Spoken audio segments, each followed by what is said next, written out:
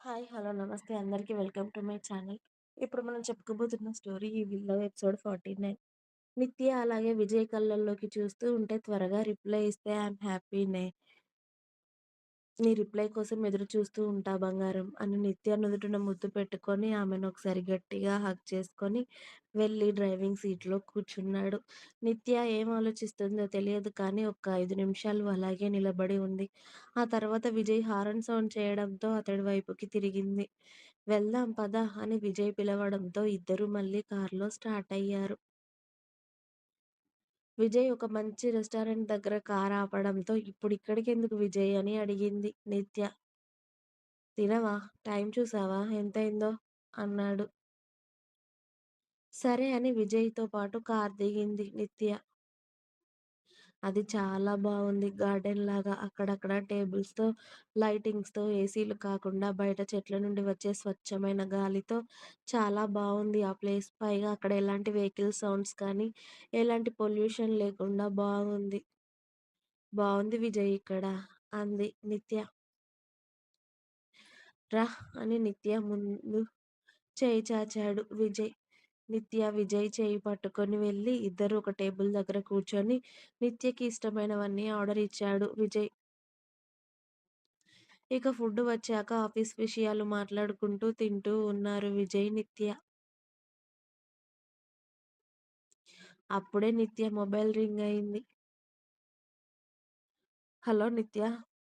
హా ప్రణవి చెప్పవే. ఎక్కడికి వెళ్ళావే? ఇంత లేట్ అయింది. నేను ఆఫీస్‌లో ఉన్నా. ఫ్రెండ్‌తో బయటికొచ్చానే రెస్టారెంట్‌కి. ఇక్కడే తింటున్నా అంది నిత్య. ఓహ్! అవునా? హ్మ్. ఏమైందే? బాబు బావున్నాడు కదా! అని అడిగింది నిత్య. బానే ఉన్నాడు. వాడి అత్త కనబడడం లేదు అని బెంగ పెట్టుకొని ఇప్పుడే పడుకున్నాడు అని చెప్పింది ప్రణవి. వాడు బెంగ పెట్టుకోవాల్సింది అత్త మీద కాదే, అత్త కూతురు మీద అంది నిత్య నవ్వుతూ. హా!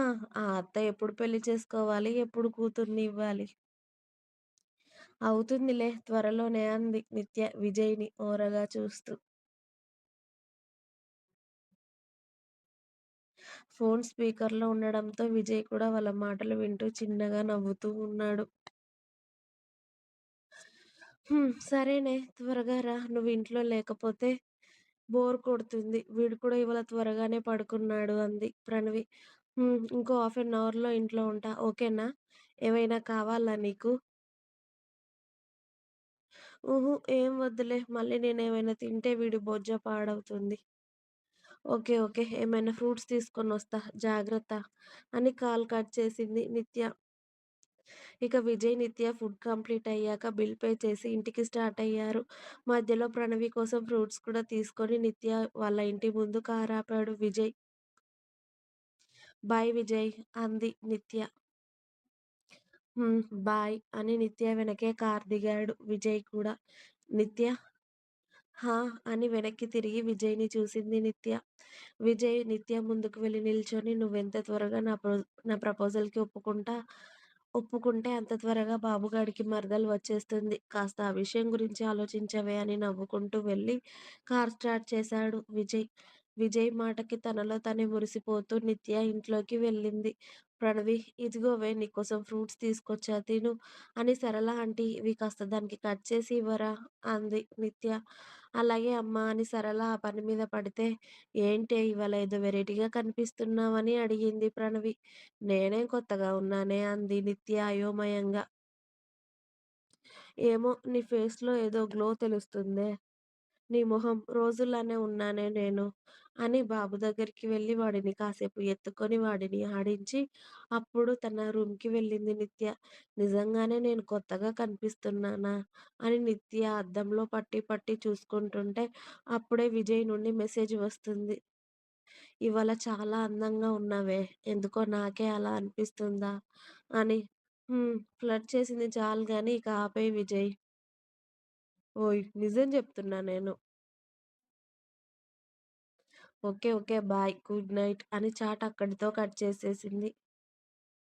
ఆ రోజు జరిగిన ఇన్సిడెంట్స్ అన్నీ తలుచుకుంటూ నిత్య నిద్రపోతే, బాబుగాడిని షిఫ్ట్‌ల వారీగా ప్రణవి, సరళ, నిత్య ఎత్తుకునే డ్యూటీ ఎక్కారు రాత్రంతా కూడా.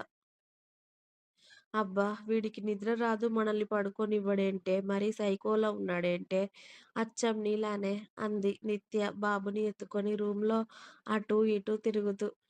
నిత్య మాటకి సరళ చీర కొంగు అడ్డు పెట్టుకొని నవ్వితే ప్రణవి నిత్యని చంపేసేలా చూస్తుంది. ప్రణవిని చూసి నిత్య తనేమందో గుర్తొచ్చి నాలుక బయటపెట్టి ఒక కన్ను మూసుకొని ప్రణవిని చూసి హీ సారీ పొరపాటున నిజం చెప్పేశాను అంది నిత్య. ఇంకా ఉంది. మీకు నా స్టోరీస్ నచ్చినట్టయితే ప్లీజ్ లైక్ చేయండి. అలాగే ఛానెల్‌ని తప్పకుండా సబ్స్క్రైబ్ చేయండి ప్లీజ్.